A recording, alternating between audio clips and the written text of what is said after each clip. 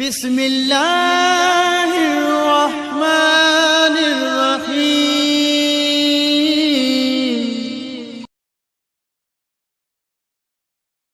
أعوذ بالله من الشيطان الرجيم. بسم الله الرحمن الرحيم. الحمد لله رب العالمين. الصلاة والسلام على أشرف الأنبياء والمرسلين وأهل بيت الطيبين الطاهرين المعصومين. أما بعد. बिस्मिल्लाहिर्रहमानिर्रहीम। मोहतरम नाज़रीन, अस्सलामु अलैकुम वरहमतुल्लाहि वबरकातुहू। मोहतरम नाज़रीन, पंहिंजी गुफ़्तगू खे अॻिते वधाईंदे फ़िक़्ह में बैतुल ख़ला जे बारे में चौथों दर्स खणी तव्हांजी ख़िदमत में हाज़िर थियो आहियां। मोहतरम नाज़रीन, पंहिंजी गुफ़्तगू बैतुल ख़ला जे बारे में हली रही आहे। टिनि हालतुनि में पाखानो ख़ारिज थियण जी जॻह फ़क़ति पाणी सां पाक थी सघे थी। पहिरियों, पाखाने सां गॾु का ॿी निजासत उन सां गॾु अचे। मिसाल जे तौरु अगरि पाखन उन सां रत वग़ैरह का उन पाखन सां गॾिजी अचे, उन सां ख़ारिज थिए त उन फ़क़ति उन मखरज जी जॻह खे असां पाणी सां पाक करे सघूं था। इन ॿी शइ सां असां पाक नथा करे सघूं। ऐं ॿियो मोर्द, का ॿाहिरी निजासत पाखाने जे निकिरण वारी जॻह ते लॻे त उन सूरत में बि जेका असां पाणी सां फ़क़ति पाक करे सघूं था। मिसाल जो असां पाखानो थो करे, WC ठहियल आहे, सम्झो के पाखानो वग़ैरह करे थो, उन में पाणी बीठ रहंदो आहे, उन जा जे मथां ज़ोर सां छींटा उथनि था, अगरि इंसान जी जेका मखरज लॻी था वञनि त इन सूरत में बि असां जेका आहे पाखाने वारी मखरज खे असां पाणी सां पाक कंदासीं, ॿी शइ सां पाक नथा करे सघूं।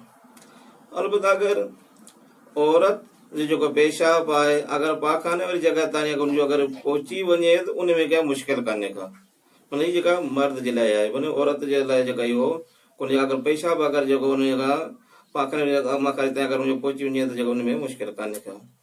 ऐं इहो ॿी का ॿाहिरी निजासत न हुजे।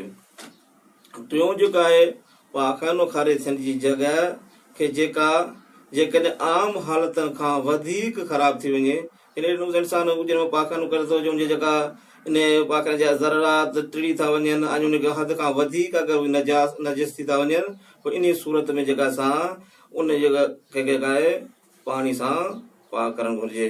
इन ॿी शइ सां पाक नथा करे सघूं।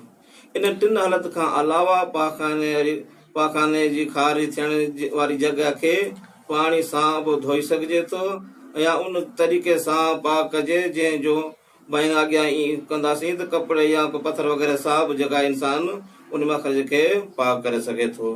ऐं बहितर आहे त इंसान उन मखरज खे पाणी सां धोए।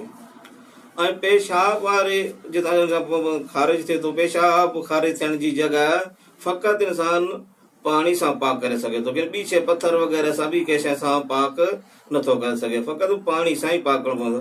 अगरि इंसान कंहिं पेशाब वग़ैरह करे थो, अगरि पाणी न आहे, आरज़ी तौर कंहिं अगरि पत्थर जे भितर सां इंसान उनखे वारी जो वट जे नाले सां जेको मशहूरु आहे वट करे जॾहिं तव्हां जेका इन पत्थर जे भितर सां ताकी उन आलान खे ख़तमु कयो, तव्हांखे इहा निजासत कपिड़नि ताईं न पहुचे, आरज़ी तौर सां जेका उनखे जेका उनजी आलान ख़तमु करे बाद में अगरि जिथे पाणी मिले त उन सां पाक करणु ज़रूरी आहे। यानी इन हालत में असां वुज़ू करे निमाज़ नथा पढ़ी सघूं, यानी इनखे पहिरियां पाक कंदासीं, पोइ जेका असां वुज़ू करे निमाज़ वग़ैरह पढ़ी सघूं था, या पहिरियां असां इन निजात सां निमाज़ नथा पढ़ी सघूं।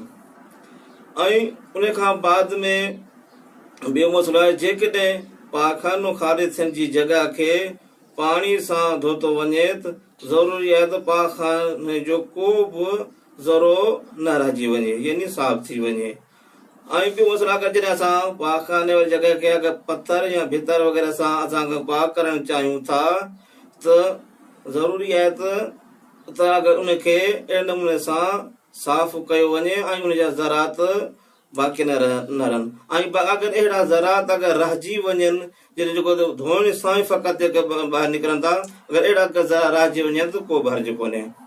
ऐं अगरि पत्थर वग़ैरह सां या मिटी सां भीतर सां अगरि पाखाने वारी जॻह खे असां पाक करणु चाहियूं था, अगरि हिकु दफ़ा सां पाक थी वञे त इहो काफ़ी आहे।